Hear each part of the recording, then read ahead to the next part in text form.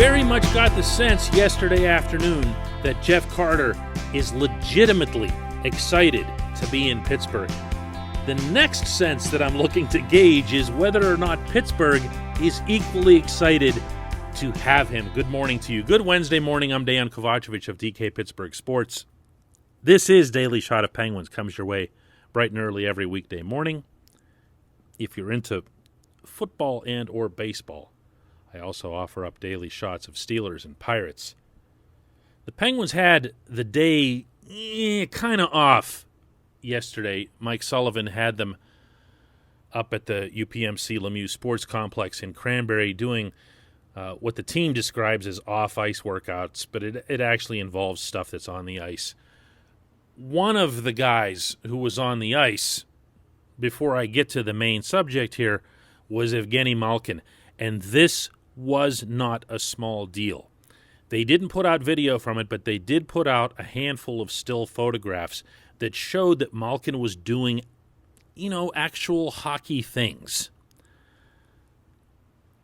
With what level of intensity or risk, I have no idea. They're still photographs, but I know what hockey drills look like, and I know what just standing there in skates looks like. And he was doing hockey drills. I found that to be the biggest news of the day, even bigger than, Freddie Gaudreau being out week to week, because he's still Freddie Gaudreau. Gino looks like he's actually skating and doing hockey things. This is a big old positive. Other guy on the rink was Carter. Carter got all suited up, Penguins jersey, the whole deal, practice jersey and everything.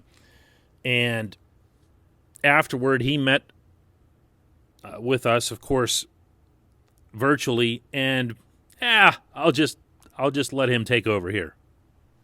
That's the way it goes. I love my time in LA and made some lifelong friends and whatnot, and was able to have a lot of success there. But I'm excited to be here. You look at this team, and they're right in the mix, and have as good a shot as anybody to compete this year. So I'm excited to get going, getting to know everybody here, and looking forward to practice tomorrow. That's who he is. This is a bona fide guy. He's not a phony. He's not someone who's going to force certain catchphrases into his whatever. And you got to understand, there's emotions in it too. The Penguins did speak with Carter going back several weeks through the Kings, obviously, to try to gauge his interest in a trade in which, he'd come here and have a chance to compete for the Stanley Cup, something the Kings haven't had a chance to do in a long time. So all that's nice. I mean, it was a good session with him, and it felt like it was a good session for him. It's not going to happen just like that. It's just not. 10 years is a long time to be with one franchise, especially when you've won 2 Stanley Cups with that franchise. There's just a different bond that occurs in those cases. I can promise you that several years from now, when I run into a Patrick Hornqvist or a Carl Hagelin or a Justin Schultz or an Ian Cole somewhere, the bond that they forged while they were in Pittsburgh is always going to be something that's different, that's special. And with Carter, you can magnify that many times over because of how long he was there on top of everything else. But he's here now, and he's a really good hockey player. I don't presume that fans of the Penguins or other Pittsburgh teams habitually watch other teams. I know that they do to a large extent in football, because football has betting and all the games are staggered and there's only so many games. It's a lot easier to do that. And even if you don't watch the games or you don't have Red Zone or whatever, you watch all the highlights packages, so you feel like you know everybody. In baseball, it's the polar opposite. if you're following the Pirates, you know, the rest of the teams they're just kind of like supporting cast, you know, because you don't think of the league the same way because you know that your team doesn't really have that much of a chance. In hockey's always been a little funny in that regard. Hockey fans, I used to joke forever that if you're a real hockey fan, you can always name off the top of your head who the fourth line is in Anaheim. Oh, come on, go ahead. I know, it's too early in the day. But the Kings have had a really, really, really, really, really good player in Jeff Carter for a really long time. And as Mike Sullivan was saying yesterday, one of the things that he loves about Carter and what Carter could offer the Penguins is he does so many different things, which for a team with all these injuries is ideal in the moment. Something else, by the way, that Sullivan brought up. He played mostly right wing in LA this season. That's because the Kings had some younger centers they wanted to try out, and he kind of got shoved there. But Sullivan made it clear that, at least for now, Carter's going to be a center here. He can do that. He can win draws. He's right-handed. He's a big-time shooter. Right now, more in quantity than in quality. His 6.3 shooting percentage that he has this season through 40 games, 8 goals in 40 games, is the lowest of his career. That could just be rotten luck. That could be who knows what. But he's a sniper. He's a sniper and a half, and he scores most of his goals, even though he has a long-range shot, including a long-range wrister, which now gives the Penguins 2 of those kinds of guys. With him and Jared McCann, he does score most of his goals right around the net. He's diligent at both ends. He's big. He doesn't necessarily play big in the physical sense, but he's a big dude, and he can move. He can skate. He's always been really, really fast. Sometimes people feel obligated to throw in that phrase, fast for a big guy or fast for his size. No, he's just fast. No disclaimer needed. And even though he's 36, and I'm going to guess he was probably faster when he was 26, he can still really move. This portion of Daily Shot of Penguins is brought to you by Fubo TV. The monthly cost of your cable bill, I'm betting, is more than $200. Fubo TV is $65 a month to watch all the same channels, including AT&T Sportsnet Pittsburgh, and you get free DVR, and there's no installation, no contracts, cancel anytime, and there's more. I'm going to do it in my best salesman voice. But wait, there's more. Fubo TV is offering our listeners the 7-day free trial and 15% off your first month if you go to a web address they've created just for us called FuboTV.com/DK. One more time, it's FuboTV.com/DK to get 15% off your first month. What's kind of been off-putting for me over the last 48 to 72 hours as it relates to the Carter trade, and probably really even before that, is that it seems like there's this temptation in the public, this reflex to bring up Jarome Iginla and Patrick Marleau and other older guys who've come here and done nothing. The first part that I have a problem with is that Iggy didn't do anything wrong.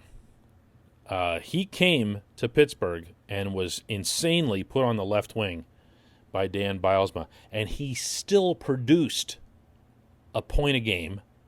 It wasn't much in the way of goals, and it wasn't much of anything at all in the Boston series in the Eastern Conference Final, but they made it to the Eastern Conference Final, which wasn't exactly a bust. They just ran into a team that was defending at an unbelievable level and was getting spectacular goaltending from Tuukka Rask on those rare occasions when they broke down.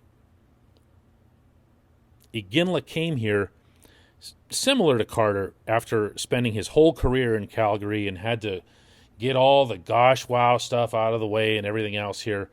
Carter, of course, had a couple other stops, but 10 years in Los Angeles is going to feel like a career to most guys. Iggy didn't do anything wrong. Marleau, I didn't think he was all that bad. I mean, he spent 2 weeks with the Penguins in the regular season, and then they shut down for 6 months for a pandemic. And then they came back and played 4 games. I mean, Marleau wasn't a disaster. Would I have traded a second-round pick for him? Heck no. No, I said it at the time. I hated it. You can't be doing stuff like that for somebody who is just a couple-month rental at age 40 plus. But Marleau didn't come here and look slow. Marleau didn't come here and show no skill. He actually kind of fit pretty nicely with Evgeny Malkin in a couple of those games, but the sample size was so small.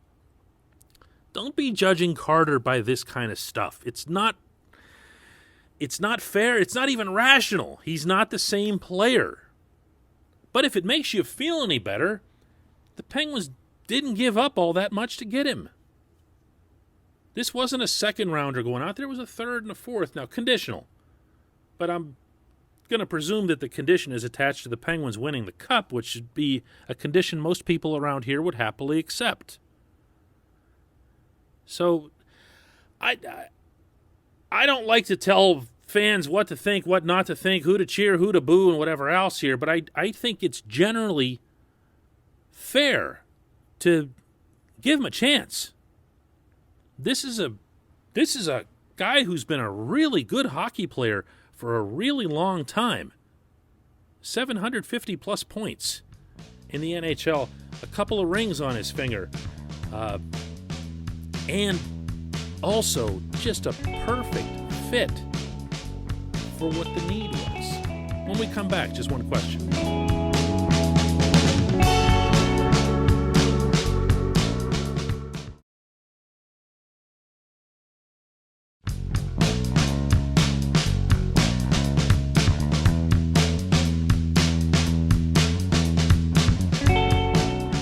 Welcome back. It's time for Just One Question, and that's brought to you on this program always by the Greater Pittsburgh Community Food Bank, where the good people there are committed to providing food for all of our neighbors in need across western Pennsylvania, and they could use your help.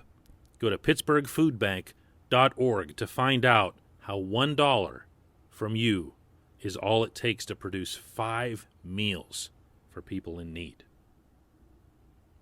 Question comes from Carmen, who asks, given the depth that the Penguins have and the need to keep guys fresh, why not rest some players down the stretch, including Sid and the first liners, and also allow some defensemen to get some playing time before the playoffs? It doesn't seem ideal to have somebody like Chad Ruhwedel forced into action in the playoffs when he hasn't hit the ice for a couple of months.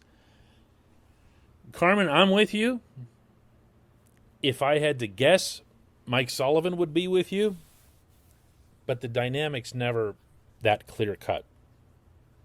Do you remember the fuss that was raised about giving Sid a game off whenever he was in a position to play in all 82 for the first time in his career? Yeah. It's really, really important to some guys. How about Phil Kessel? Do you remember that one too when his name came up?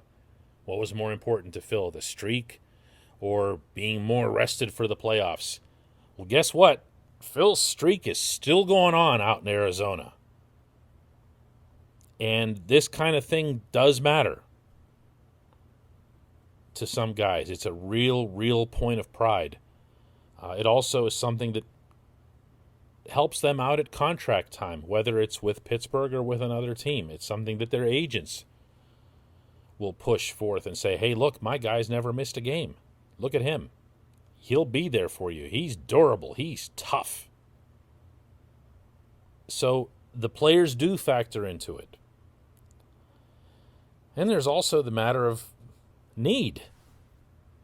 One of the worries that I have about the current broader situation that the Penguins are in is that even if you get back Malkin and Kasperi Kapanen, who was back on skates yesterday and is probably going to be back in the lineup within a couple of weeks, according to Ron Hextall, and you get Brandon Tanev at some point for the playoffs, and you get Freddie Gaudreau, I'm probably missing 5 or 6 guys. If you get all these guys back, you've got yourself a really good hockey team. But we can't pretend that in a month of regular season hockey that's left, 14 full games, that other guys aren't going to get hurt too. That's one of the bad things about having a couple guys or a handful of guys on the shelf for a longer period, is that others are going to be added to that list somehow, some way. That's not the fatalist in me. That's just looking over, math and facts. That's just how it works. And I have a feeling that your chances of seeing the Pittsburgh Penguins enter Game 1 of the playoffs in the second week of May in some pristine shape is close to zero. It's close to zero. They can hope that they get certain key guys back, and they can hope that certain younger guys or less experienced guys continue to step up as they have of late. That makes situations like that more manageable. And I'm talking about Radim Zahorna. I'm talking about Anthony Angelo, Sam Lafferty. I'll always skip right past Jankowski. I'm trying to think if there's anybody else. Guys like that, Evan Rodriguez, you want to see them continuing to have an impact. You want to see Teddy Bluger, now that he's back in the lineup, get back to the level of play that he was enjoying for the first month and change of this season. The team ideally would keep winning, would keep getting stronger, would keep getting better, even without those guys, so that when they do return, it's not like you got to wait 3 or 4 games to get them at their best. It's going to be rough. There's not a happy view of this particular setting, but I don't know that resting people is going to be an option. I really don't. And we'll see, though. Hextall did bring that up himself on Monday, that he had concerns about how much certain guys were playing, and I'm sure he's talking about the same ones that you were, Sid and the first liners. Really good question, Carmen. Thanks for that. Thanks to everybody for listening. We'll do another Daily Shot of Penguins tomorrow.